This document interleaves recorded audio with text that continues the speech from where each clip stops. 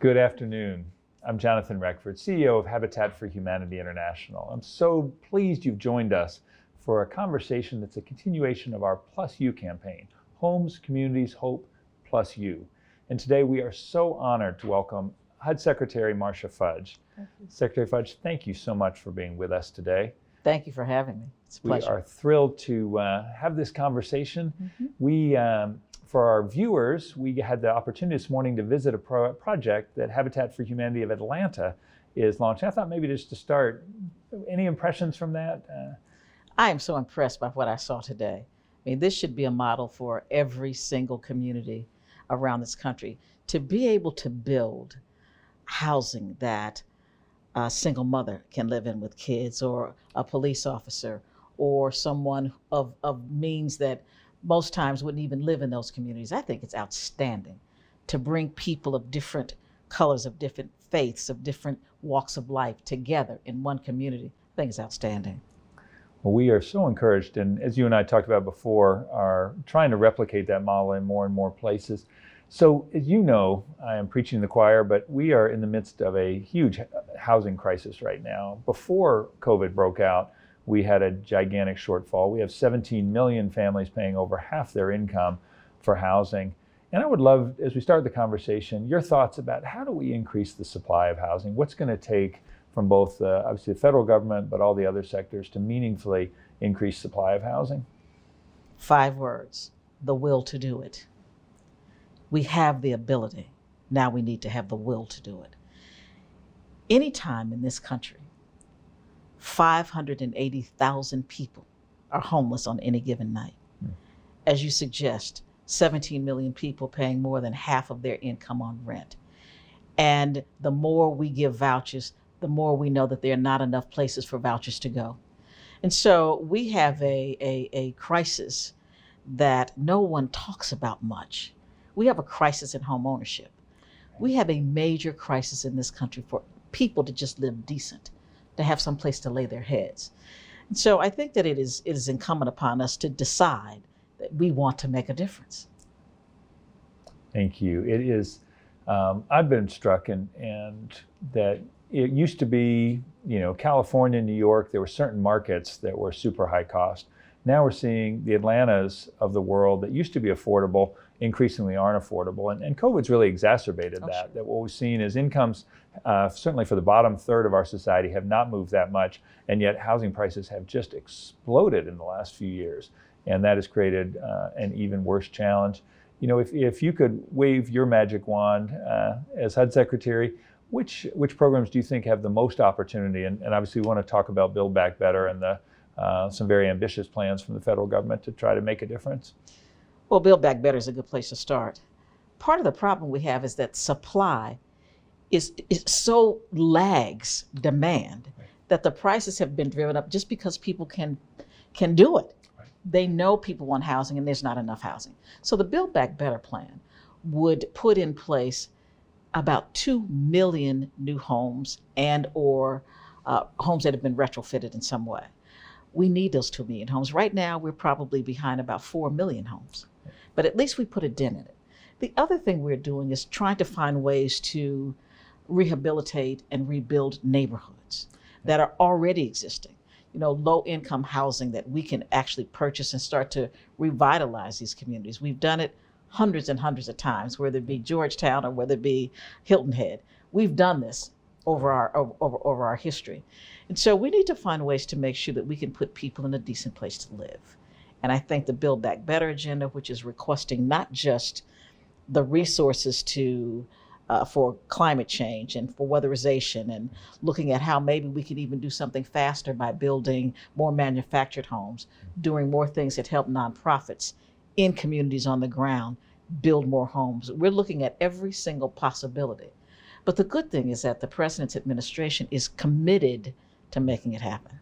Oh, that's great. I should have probably started there, but we jump right past why housing matters so much. And I think for so many, my observation is that for so many of us who grew up in good housing, we just take it for granted. When you talk to somebody who's experienced poverty housing or inadequate housing, it's such a visceral issue. But for you, why is housing so important? Well, growing up, I knew an awful lot of people that lived in public housing. No, we did not have much, but we did have a home, a place where you went and no one questioned who you were or where you were going or how you were going to be a success in your life. We had a home, a place that was safe, a place where we felt comfortable. When you look at the numbers of people today who don't even have a foundation, home is a foundation. And when you don't have that foundation, where do you start? Where do you start to put your thoughts together? Where do you find time to spend with your family? You know, I mean, family dinners are a thing of the past anyway. But as a kid, it was important to have that foundation. Where do you get dressed to go to church in the morning? What do you do when you have nothing? And so I know so many people, even today, who have so little. And what I had comparatively was so much that, you know, as we were taught as kids, to whom much has been given, much is required. And I believe that this is the work that is required of me to do, is to help people who need my help. I hope we have a moment here, and maybe it's bringing good out of bad, that the housing crisis is so bad. And sometimes in my slightly jaded moments, I think it's because now middle-class families, their children can't afford housing, that finally, you know, the invisible crisis has become visible, but we're certainly seeing more people talk about it. We have seen certainly, and HUD has been such a great partner for Habitat for Humanity and some big programs. Talk as you see about the opportunities for home, CDBG, SHOP, to be able to move us towards that 2 million. Well, I do want to say this. Those people who were fortunate enough to come up at a time when most hardworking people could buy a home, they still have their children living in their basements. I know that I want to help you in any way I can, because it must be miserable in a lot of instances. But I think that what we have to look at is how we can look at housing in its totality. Not just a house here or a house there. We have to look at what is preventing people from being able to buy a home and how do we help them. So some of the things that the Build Back Better agenda is going to do is raise the cap for private partnerships. We're going to raise the cap on our low-income housing tax credits and create new ones. We're going to give more money in block grants to communities to assist with trying to bring down the cost of housing, or at least to bridge the gap between what it costs to build a home and what a normal person can afford. Home resources are going to be increased. We talked about SHOP. SHOP is helping people like Habitat. It helps those who are on the ground who use volunteers in some of their work. We're also increasing the Housing Trust Fund, which is specifically designed for low and low income housing. We are making it easier in terms of financing to get loans, small dollar loans. We are looking at how we address the appraisal process and try to take what we believe is systemic racism out of that process. I live in a home in one community, the house 2 doors from me, which is not as big as my house, which doesn't have the same land I have, is valued at $25,000 more than my house. And so when you start to look at what is happening with communities and how we value where we live, we have to look at it in its totality, not one house at a time. That's such a great point. And it is, obviously, we are a home ownership organization, and I would say there's a healthy tension. Our view, from an advocacy perspective, is we need more rental housing, we need supportive housing, and we need more affordable home ownership. But I've heard you talk about it, certainly. Talk about why home ownership matters for a family, but also for a community. Well, we have for so long made people believe that they could not afford to live in a home. And so there's so many people whose mindset is that I must rent because I can't afford to live in a home, where it really is just the opposite. More times than not, homeowners pay less in mortgage than they pay in rent. So most people who can afford a decent apartment can't afford a home. I think that as a nation, we have looked at people who may be lower income as not as worthy. And it's a part of our culture. And so we feel like, let's just give them some place where they can live. No, they're people just like all of us. And all of us want the same things. Every single person in this country wants a decent place to live, a safe neighborhood, good schools for their children, good police and fire and other services. We all, no matter our station in life, want the same thing. And we need to make sure that we treat every single person with the same dignity that we want to be treated. And that is why it is so important that we start to look at how we encourage more home ownership and encourage people to think bigger, to know that they are deserving, and to look at what we have to offer, because there are many tools we can use to help people get into homes. I would love to dig deeper. Thank you for that. No, we've seen over and over again across the country where it anchors, not only is it good for the family, and we know that for so many families, and especially low-income minority families, that owning a home over time has been the best way to create that intergenerational asset and close that wealth gap that we have seen so starkly. The other thing we've seen is some percent of home ownership anchors the community as well. Yeah. And we certainly wouldn't argue everybody should own a home. Some people, that doesn't fit their lifestyle or other needs, and not everyone is ready. But it is, I think, such a great opportunity. I think we do have a moment now where we certainly want to see growth in homeownership alongside. We need more supply of rental too, which we would certainly say. Well, one thing about the President's Build Back Better agenda is you are looking at a combination of the two. So we are putting tens of billions of dollars into public housing. We're putting tens of billions of dollars into vouchers. But we're also putting tens of billions of dollars into home ownership so that people have options. You know, when you have options, you feel better about your choices. When you don't have a choice and it's just given to you, you never really feel good about it. Earlier today, I was at Herndon, and I'm looking at the new senior housing that was built with assistance from HUD, 202 housing, and how proud they were to live in such a decent, nice place. Everybody wants to live in a decent place. More times than that, that's home.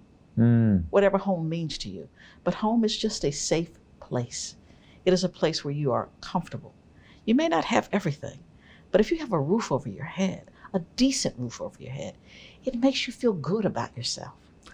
And half of what we lose in this country is that people need to feel good about what we do, where we work. The fact that we work in low-income jobs, but we feel good about the fact that we get up and go to work every day. And so we need to look at how we treat people in this country, not just things, people. People are who we represent. Absolutely. I think what has always refuels me, and has been tough as I've been doing virtual life like so many lately, is, seeing the children and those moments where, they get to see what's going to be their room for the first time, or thinking about it. And we know, I've talked to kids who've moved into Habitat houses, and they talk about they were embarrassed to ever want to bring a friend home, or and suddenly they finally had that place. And we know that if you have the stability of good housing, you do better in school, you stay healthier. It starts you on that path that we want every family to have, and every child to have that opportunity. As we talk a little bit, you mentioned neighborhood revitalization, and that's certainly something we try to do. That we recognize we have markets that are exploding in cost, but we also have within cities, and not every city is having the same economic growth across the country.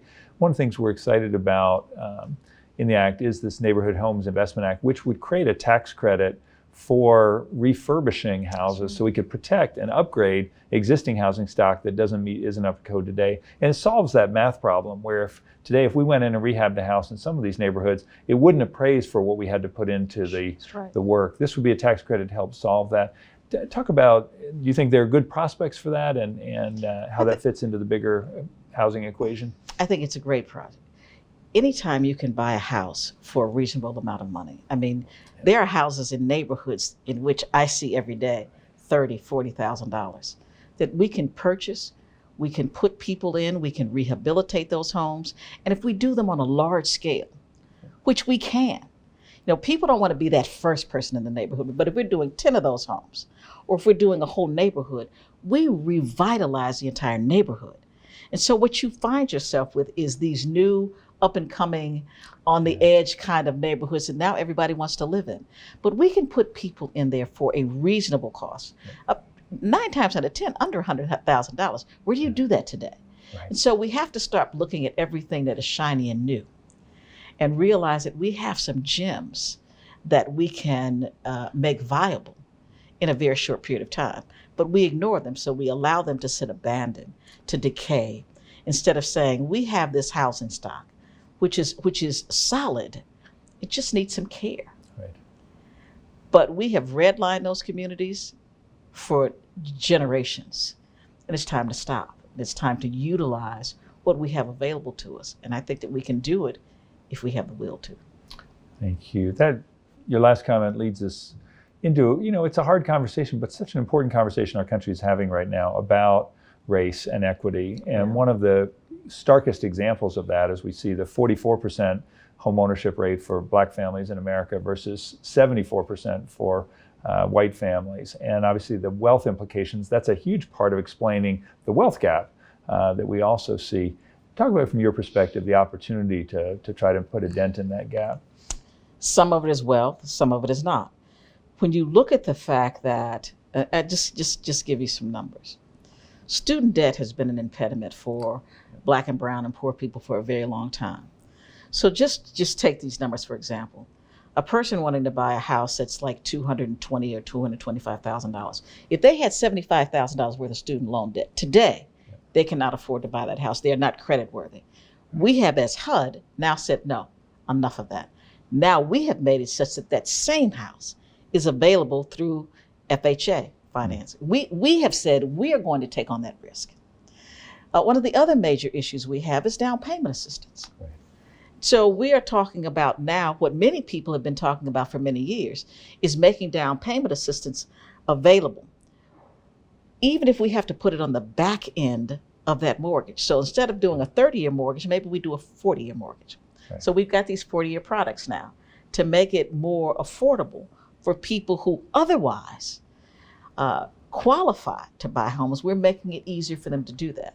You've got all these students coming out of college, you mentioned it, that can't afford to buy a home because of student debt. That is changing today with what HUD is doing. It is also changing with the president's request for over $100 million in down payment assistance. That is going to make such a change in who can afford to buy a house in this country.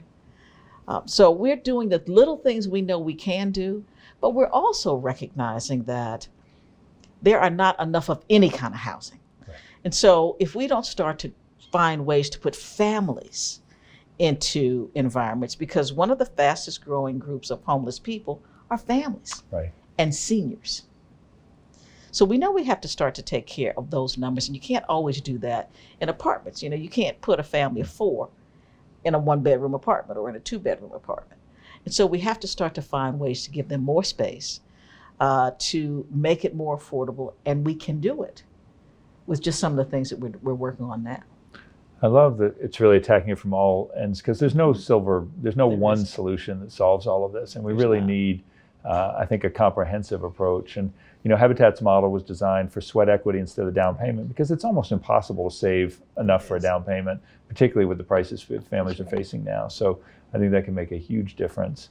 How, as you think, one of the things that I don't know how much attention it got, but I want to make sure our affiliates and the broader affordable housing folks are all seeing it, is there was a significant change in White House policy in terms of HUD-financed homes, in terms of nonprofit access to those homes. One challenge we and others have faced is there's been a huge increase in the last 5 years in private investors buying up houses and crowding out both affordable families, but also nonprofits trying to serve the market. Talk a little bit about the change in policy and what that could mean for the nonprofit community. First, thanks for bringing it up. I think that people don't realize how much we rely on the nonprofit community. People don't connect the two. They see Habitat as something just, okay, they're building some low-income housing over here. They don't realize how it all works together. And so one of the things is we probably at HUD sell 12,000 to 17,000 homes annually.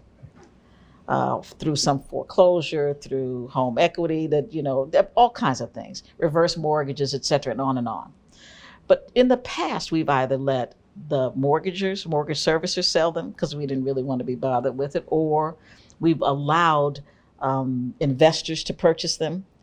But we're going to do something different this time. We're saying to the nonprofit community, instead of us trying to get 20% of those homes to nonprofits, and giving you 10 days or so to look at whatever the portfolio is, we're going to extend that time frame to 30 days so that we are hopeful that we can give you as much as 50% of all of those homes to put them back into places where people will live, to make sure that the neighbor up the street who might be renting a house maybe can buy that house, to put it back on the market for home ownership and not for investment purposes. So when we do that, we know that we are going to make a significant change and a real mark in those communities, because we're going to make sure that those become people's homes, not just a house, a person's home. Thank you. You know, it's such a challenge where sometimes in neighborhoods that are beginning to turn, you've got investors who are just holding houses, not improving them, and they're actually blocking or getting in the way of the beginning of that change. We've talked at the federal level. Talk a little bit about what it'll take at the state and local level for this to really move. I'm certainly struck, and we've talked about zoning, that it's going to be very hard to achieve everything we want without some zoning changes as well. There are three things that we're working on right now. One, of course, is asking communities, mayors, and I've talked to the Conference of Mayors and others about looking at exclusionary zoning practices that they may have that they may not even have thought about recently. Look at their planning, look at their requirements for building new homes and where those homes can be built. We know that there is a problem.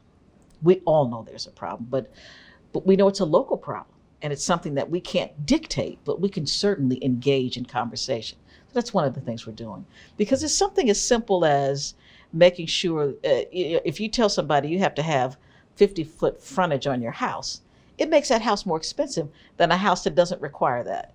If you tell somebody that they have to use a certain type of siding or a certain kind of concrete or brick, it increases the value of the home. So we need to start to take a look at what we can do to bring the cost down. The other thing that we're looking at is how we can assist local governments. We just about 2.5-3 weeks ago announced that we're getting ready to do a risk sharing by allowing state financing agencies to borrow money basically at no cost, so that they can start to spur very, very quickly building houses. And so we're anticipating building 100,000 houses over the next 3 years, just through that one thing. In addition, we're talking about at least doing some major weatherization. We're looking at how people can maybe change the codes to do things like manufactured homes, especially in rural communities where we can put them up rapidly, where we can put them up at low cost, they're energy efficient, to get people into homes quickly. We're looking at supply. How do we deal with the supply and demand issues that we have? Just to make sure there's enough lumber, to make sure there's enough plastic. We're looking at those things and trying to keep those costs down. How can we work with those particular kinds of industries to make sure that that's going to be helpful? So we're looking at everything we can think about. But the big thing is, how do we get houses built quickly so we can start to address the problem as quickly as we possibly can? That's so important. Thank you. We are certainly seeing, I mean, my belief is, no one sector can solve this. So it's going to have to be a multi-sector approach. But I do think it takes all the above. And one of the things at the local level we can talk about is we need to make it easier to build. How do we, we are all about, can we move faster? Right. And I think with good intention, many of these other things have made it very difficult. California is certainly the extreme example where, it's not funny, but it's not just NIMBY, it's banana, build absolutely nothing anywhere near anything. But the other thing is just think about when you look at rural communities, infrastructure. Yeah, I'm going to Indian country tomorrow to look at some sites. There's no basic infrastructure. Yeah. And most people don't take that into consideration when they talk about building homes. Yeah. If you don't have basic roads or plumbing, or if none of that's there, sewer, if none of that's there, the cost goes up so dramatically. Absolutely. So you have to start to look at how we do this infrastructure piece, and that's why I'm really glad about the infrastructure plan. No, we really believe the right answer is mixed income, mixed use, so that families, it's good quality housing, but in the right location, where, as you said, they've got access to schools and opportunities and can be on that path that we all want. Yeah. How, we are running out of time. I would love to have a much longer conversation. How can the nonprofit community support HUD in these big goals? So glad you asked that question. We need your advocacy as best we can get it. No one knows better than you what it takes to build a home. I don't build houses, you do. No one knows the community better than you. So if you were to say to HUD, we could do better if we could only get you to do this. We could do better if our mayor and our city council would only think about this. We are happy to be as supportive as we possibly can be, but we cannot do it alone. We need your help. Not only do we need your help to talk about why we should get the resources to do it, but show them what you do.